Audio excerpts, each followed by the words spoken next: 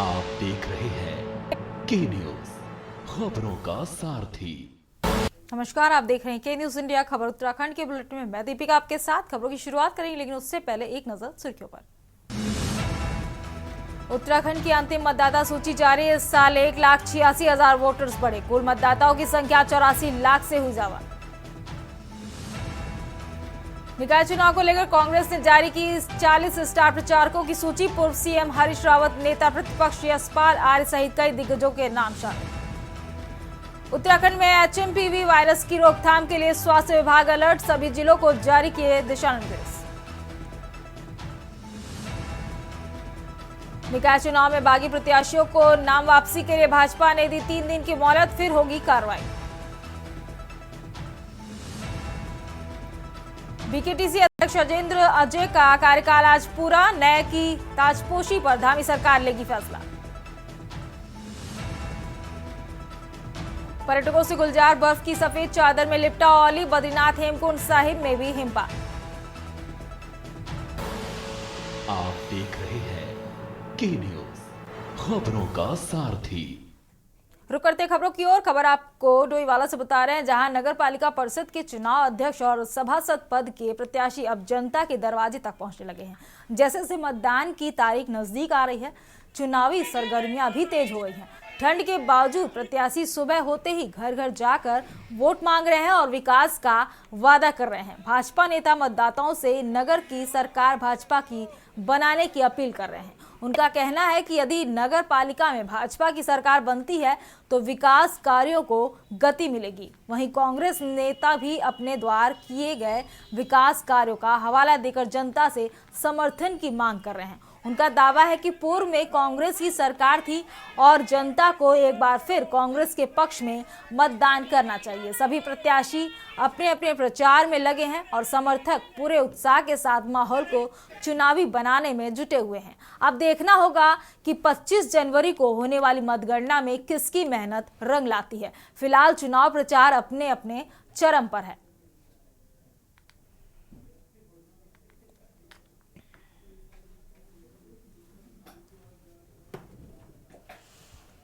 इस वार्ड के लिए, और हम इस वार्ड में जो हमारे घोषणा पत्र में 15 सूत्रियाँ हैं उसके तहत लड़ने के लिए जा रहे हैं। उन 15 सूत्रों में यहाँ सबसे बड़ी समस्या हमने ये देखी है कि यहाँ बिजली की बहुत समस्या है, लो वोल्टेज की समस्या, फ्लडिंग। जो नेशनल हमारा स्टेट हाईवे चलता है उसका सारा पानी गलियों में होते हुए सबके घरों में घुसता है, उसको हम सही करें, सुचारू करेंगे। नशा का भी बहुत वो है यहाँ पे। इवन की सीसीटीवी कैमरे नहीं है, चोरियाँ हो रही हैं यहाँ, तो सीसीटीवी कैमरे के भी हमने अपने घोषणा पत्र में लिखा हुआ है। और इसी मुद्दे को लेके हम पूरे वार्ड में जाएंगे। और मुद्दे 18 बिंदुओं पे चुनाव लड़ रहा हूं और 15 तारीख के बाद मेरा जो मैनिफेस्टो है वो जारी हो जाएगा। पहले भी मेरा वही था, आज भी वही है, और जो 18 बिंदु हैं उन पे ही काम होगा जीतने के बाद। समस्याएं बहुत हैं और जनता का आशीर्वाद मुझे पिछली बार भी बहुत मिला और कुछ ही वोटों से रह गया था। इस बार तो और ज़्यादा आशीर्वाद मिल रहा है। किस दल ने आपको समर्थन दिया है? मुझे यूकेडी ने समर्थन दिया है और दल बल के साथ उन्होंने समर्थन दिया है। जी, अठूरवाला प्रथम वार्ड नंबर 8 से मैं पहले सभासद रहा हूँ, वर्तमान सभासद हूँ। और वर्तमान में वहाँ पर लगभग 7,000 वोटर इस समय हमारे क्षेत्र के हैं जो नगर पालिका में मतदान करेंगे अपना। और क्योंकि पहले भी सभासद रहे हैं तो जन जन तक अपनी बात पहुँचाएँगे कि कितने विकास कार्य क्षेत्र में हुए हैं, तो विकास कार्यों के आधार पर ही हम जनता से वोट की अपील करेंगे। आज चुनाव चिन्ह का आवंटन हुआ है? जी, आज चुनाव चिन्ह का आवंटन हुआ है, क्योंकि निर्दलीय प्रत्याशी के तौर पर मैदान में हैं तो वायुयान चुनाव चिन्ह हमें इस बार मिला है। अब बात करेंगे काशीपुर के, जहां निकाय चुनाव का हर एक दिन नया मोड़ ले रहा है। कांग्रेस के मेयर प्रत्याशी संदीप सहगल और अपने डोर टू डोर कैंपन और जनसभाओं में तेजी ला रहे हैं। संदीप सहगल ने बीजेपी के प्रत्याशी दीपक बाली पर तीखा हमला करते हुए कहा है कि यह चुनाव भय और शांति के बीच है। उन्होंने दावा किया है कि अगर गलती से भी दीपक बाली जीतते हैं तो काशीपुर के व्यापारी परेशान होंगे और शहर में हर दूसरे दिन झगड़ों और धार्मिक तनाव की खबरें सुनने देगी।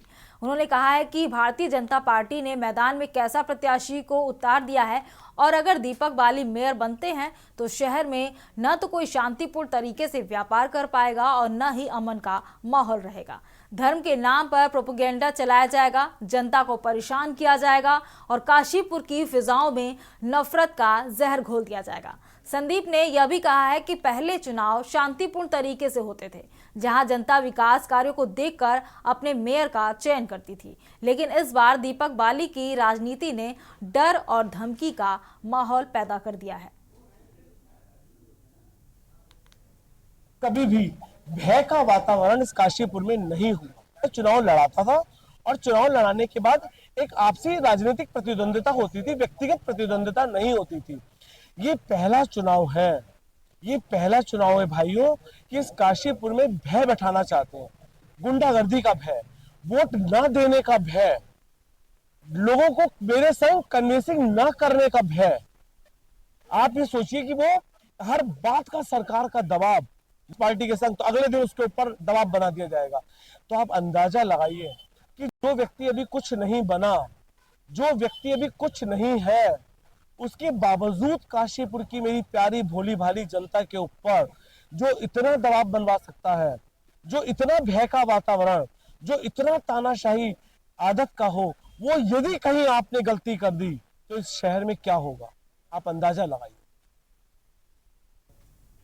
नगर निकाय चुनाव की सरगर्मियां तेज हो गई हैं। इस बीच नगर पंचायत ढंढेरा के वार्ड नंबर 1 से सभासद पद की निर्दलीय प्रत्याशी बीना कंडारी ने अपने चुनावी कार्यकाल का हवन पूजन कर शुभारंभ किया है। इस अवसर पर क्षेत्रवासी भारी संख्या में उपस्थित रहे और स्थानीय लोगों ने बीना कंडारी को जीत का आशीर्वाद दिया। बीना कंडारी ने अपने समर्थकों और क्षेत्रवासियों का आभार व्यक्त करते हुए कहा है कि उनका राजनीति में आने का उद्देश्य केवल अपने वार्ड का विकास करना है। उन्होंने यह भी बताया है कि अगर वार्ड की जनता उन्हें सभासद चुनती है तो उनकी प्राथमिकता क्षेत्र का समग्र विकास होगा। इसके साथ ही उन्होंने सड़कों, नालियों और अन्य समस्याओं का समाधान प्राथमिकता से करने का वादा किया है। महिलाओं की सुरक्षा को लेकर भी बीना कंडारी ने महत्वपूर्ण कदम उठाने का भरोसा जताया है। उन्होंने कहा है कि क्षेत्र में हो रही चेन स्नैचिंग और दुर्घटनाओं की घटनाओं को रोकने के लिए चौराहों पर सीसीटीवी कैमरे लगवाए जाएंगे ताकि इस प्रकार की घटनाओं पर काबू पाया जा सके।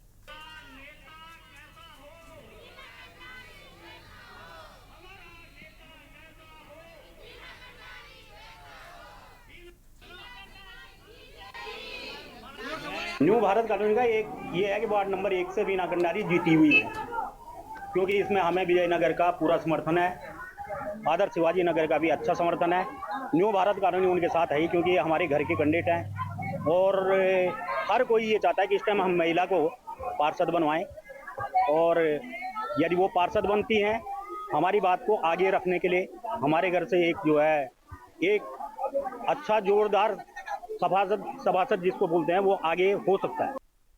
सबसे पहले मैं इस क्षेत्र की जनता को ढंढेरा नगर पंचायत बनने पे बहुत बहुत बधाई देती हूँ।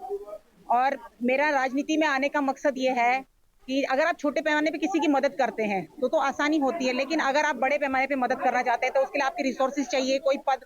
और मैं चाहती हूँ कोई पद मिले मुझे। पद से क्या होगा, आपकी पावर बढ़ेगी, आपके पास बजट होगा, तो आप बड़े पैमाने पे जनता की मदद कर सकते हैं। इसलिए मैं राजनीति में आने का ये उद्देश्य है मेरा। ये हमारी ढंढेरा नगर की जो भी है समस्या वो बीना कंडारी के द्वारा हल हो जाएगा। एक समस्या नहीं है, कई समस्या है। सबसे बड़ी निकासी पानी की नहीं है, नाला बनना चाहिए। रोड में तो ढंढेरा लक्सर वाली रोड में तो बन रखा है नाला, कॉलोनी में कहीं भी नाला नहीं है, चाहे शिवाजी कॉलोनी हो, चाहे अशोक नगर हो, चाहे भारत कॉलोनी हो। रुक करेंगे अगली खबर का। अगली खबर आपको हरिद्वार से बता रहे हैं, जहां गीत गोविंद बैंकेट हॉल में वैश्य समाज की महिला विंग ने सांस्कृतिक कार्यक्रम आयोजित किया। वीरांगना लक्ष्मीबाई के बलिदान आधारित सरलता से मंचित नाट्य प्रस्तुति ने भी सभी को देश प्रेम का संदेश दिया है। साथ ही गढ़वाली नृत्य प्रस्तुति ने खूब समा बांधा। आयोजकों ने बताया है कि लोक संस्कृति और राष्ट्र प्रेम की भावना को बढ़ावा देने की गरज से कार्यक्रम आयोजित है। इस मौके पर महिला विंग की संस्थापक शशि अग्रवाल, अध्यक्ष पिंकी अग्रवाल, महामंत्री शालिनी अग्रवाल, अर्चना अग्रवाल, नीति मेहता, राधिका व पूजा अग्रवाल आदि मौजूद रहे।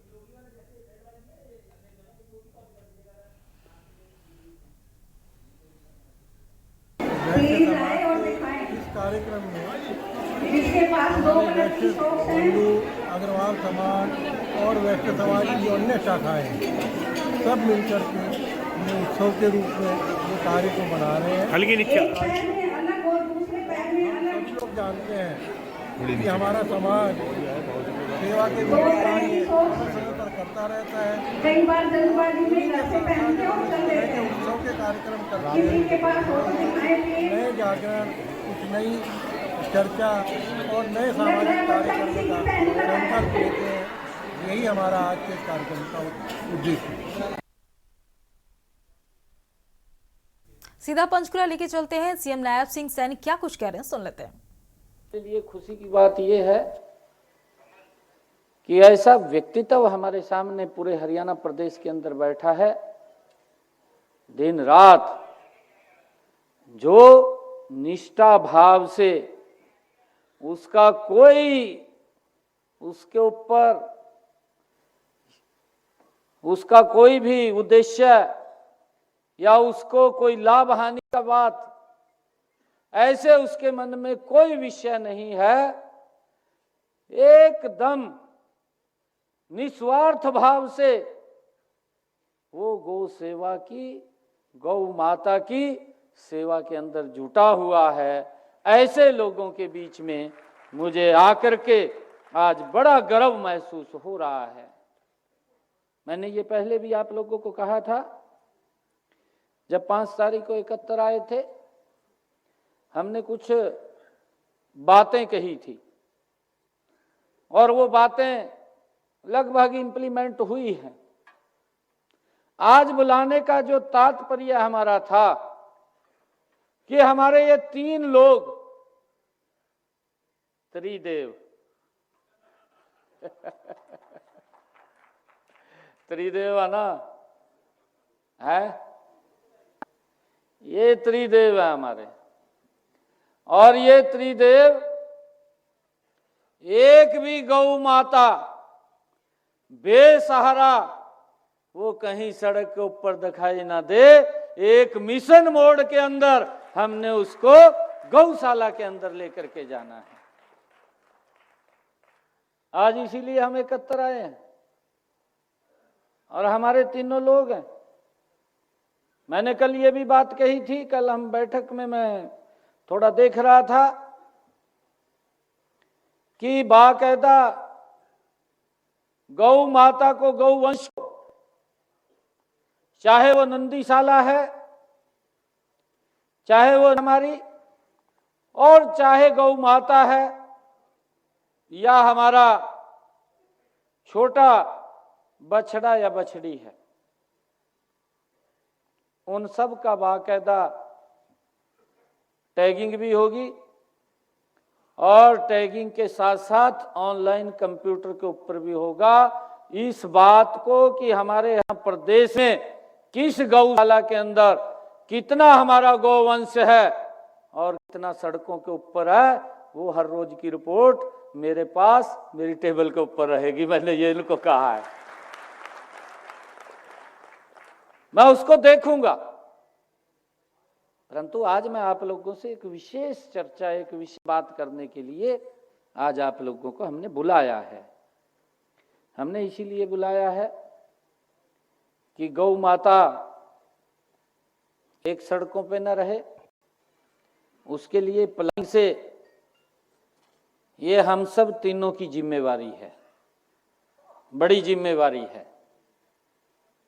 और उसमें सरकार तो सहयोग करती है, परंतु समाज के प्रबुद्ध जन भी स्वयं आगे आकर के अपने क्षेत्र की गौशालाओं के अंदर वो उसकी हेल्प करते हैं, उसका सहयोग करते हैं। और मुझे ये भी खुशी है जिसका मैंने अभी जिक्र किया है। देखिए, सरकार सपोर्ट के लिए आप लोगों के साथ खड़ी होती है। अभी आप सुन रहे थे पंचकुला से हरियाणा के सीएम नायब सिंह सैनी को, जो गौ सेवा संस्थान समारोह में शामिल हुए थे। रुकते हैं छोटे से ब्रेक के लिए, जल्द हाजिर होंगे। आप देख रहे हैं के न्यूज़, खबरों का सारथी। ब्रेक के बाद एक बार फिर से आप सभी का स्वागत है। रुक करते हैं खबरों की ओर। खबर आपको पौड़ी से बता रहे हैं, जहां 27 दिसंबर को श्रीनगर क्षेत्र में अज्ञात चोरों ने एक दुकान का ताला तोड़कर 5 लाख की नकदी और एक DSLR कैमरा चुरा लिया था। दुकान स्वामी गौरव सिरोडी ने बताया कि उनकी CSC डिजिटल सेवा केंद्र के नाम से दुकान थी और चोरी की घटना शुक्रवार रात को हुई। शनिवार सुबह दुकान का ताला टूटा हुआ मिला और अंदर सारा सामान बिखरा हुआ था। पूरी वारदात CCTV कैमरे में कैद हो गई, जिसमें चोर नकाब पहने हुए दिखाई दे रहे हैं। पुलिस ने तहरीर के आधार पर जांच शुरू कर दी है और SSP ने बताया है कि चोरों को पकड़ने के लिए टीमें गठित कर दी गई हैं। जल्द ही मामले का खुलासा कर कार्रवाई की जाएगी। 27 तारीख को रात को जो मेरी फुटेज में आया है वो आया है 1:57 पे। वो दुकान के अंदर एंटर हुआ है, मास्क लगा के, कैप पहनी हुई है उसने, और उसके हाथ में एक धारीदार एक लोहा टाइप का, एक सरिया टाइप का था, जिससे उसने ताले तोड़े। वो उसके हाथ में था, उसने साइड में रखा और उसके बाद वो एंटर हुआ और जितना यहाँ पे कैश लगा हुआ था तकरीबन 4 से 5 लाख रुपए, एग्जैक्ट अमाउंट मुझे भी नहीं पता है, बट तकरीबन 4 से 5 लाख के बीच का ही है।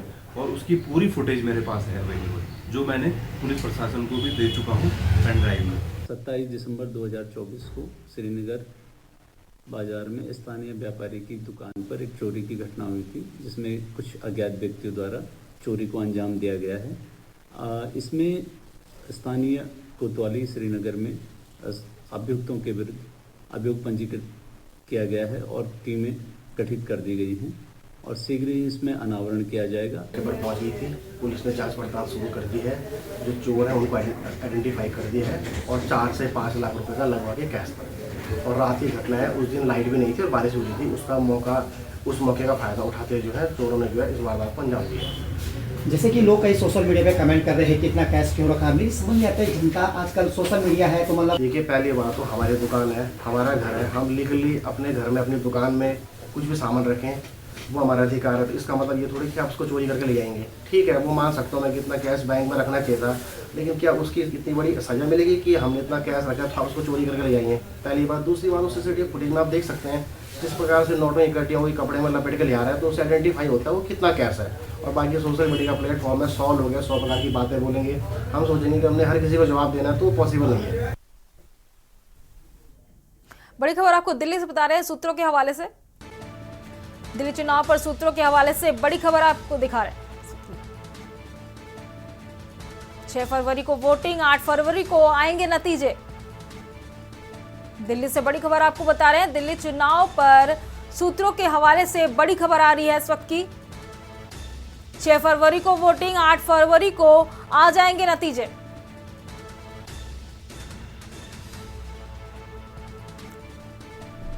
दिल्ली से बड़ी खबर आपको बता रहे हैं। 6 फरवरी को वोटिंग, 8 फरवरी को आएंगे नतीजे। सूत्रों के हवाले से बड़ी खबर आपको बता रहे हैं। चुनाव पर 6 फरवरी को वोटिंग शुरू हो जाएगी और 8 फरवरी को आएंगे नतीजे। दिल्ली से बड़ी खबर आपको बता रहे हैं इस वक्त।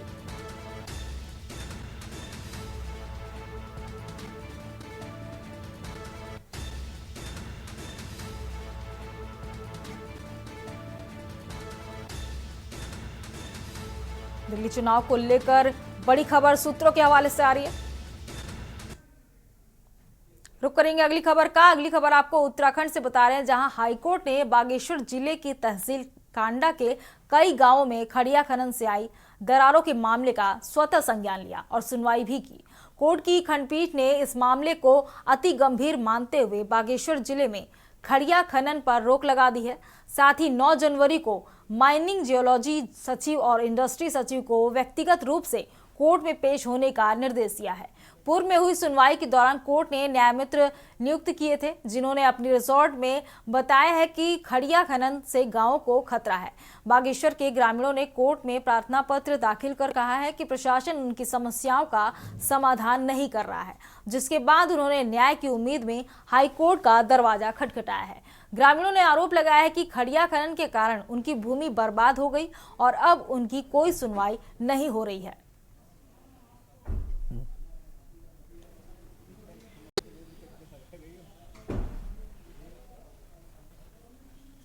कोर्ट ने पूर्व में स्वतः संज्ञान लिया था। वहाँ पर माइनिंग के दुष्प्रभावों से ये सामने आया था कि कई गांवों में, घरों में और मंदिर में, खेतों में दरारें आ गई हैं, जिस कारण पूरा क्षेत्र लैंड स्लाइड जोन में तब्दील हो रहा है। तो कोर्ट ने इसमें कोर्ट कमीशन अपॉइंट किया था, जिसकी रिपोर्ट में बड़े गंभीर तथ्य सामने आने के बाद कोर्ट ने पूरे बागेश्वर जिले में खड़िया खनन पर रोक लगा दी है और साथ में जो डायरेक्टर माइनिंग जियोलॉजी इंडस्ट्रीज़ के सेक्रेटरी, इनको कोर्ट में फिजिकली प्रेजेंट होने के लिए कहा है 9 तारीख को। खबर बागेश्वर से बता रहे हैं, जहां सोबन सिंह जीना विश्वविद्यालय पंडित बद्री दत्त पांडे परिसर बागेश्वर में 81 यूके बटालियन एनसीसी बागेश्वर का वार्षिक प्रशिक्षण शिविर दिनांक 2 जनवरी 2025 से 11 जनवरी 2025 तक संचालित हो रहा है। शिविर के 5वें दिन प्रातःकालीन सत्र में अल्फा कंपनी के 30 एनसीसी कैडेटों को फायरिंग प्रशिक्षण प्रदान किया गया। जिला रेड क्रॉस सोसाइटी बागेश्वर द्वारा एनसीसी कैडेटों को सीपीआर, प्राथमिक चिकित्सा, स्ट्रेचर निर्माण, 2 hand seat, 3 hand seat, 4 hand seat आदि के बारे में विस्तृत तरीके से जानकारी दी गई। इस अवसर पर camp commandant colonel Satyendra Tripathi, deputy camp commandant lieutenant colonel Alok Kothiyal, सचिव जिला Red Cross Society Alok Pande, Ved Prakash Pande, Himanshu Joshi master trainer, RP Kandpal master trainer, Kanhaiya Verma, Sandeep Upadhyay, Pankaj Khetlal, Deepak Pathak प्रदेश प्रतिनिधि,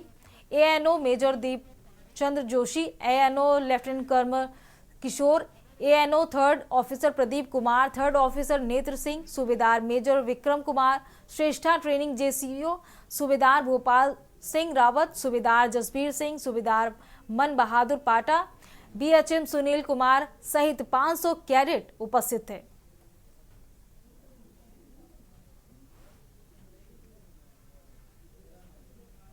आज 81 यूके बटालियन एनसीसी बागेश्वर का जो शिविर सोबन सिंह जीना विश्वविद्यालय पंडित बद्री दत्त पांडे परिसर में संचालित हो रहा है, जो 2 जनवरी से प्रारंभ हुआ और 11 जनवरी तक चलेगा। उसके 6ठे दिन रेड क्रॉस सोसाइटी बागेश्वर के सचिव आलोक पांडे जी के निर्देशन में, उनके नेतृत्व में पूरे रेड क्रॉस की टीम ने एनसीसी कैडेट्स को आपदा प्रबंधन के गुरु बताए। इसके अलावा उन्होंने 2 hand seat, 3 hand seat, CPR का तरीका और स्ट्रेचर कैसे बनाया जाता है, स्ट्रेचर में कैसे पेशेंट को कैरी करते हैं और कैसे एम्बुलेंस में उसको चढ़ाते हैं, इसकी पूरी जानकारी दी और कैडेटों ने इसका अभ्यास किया।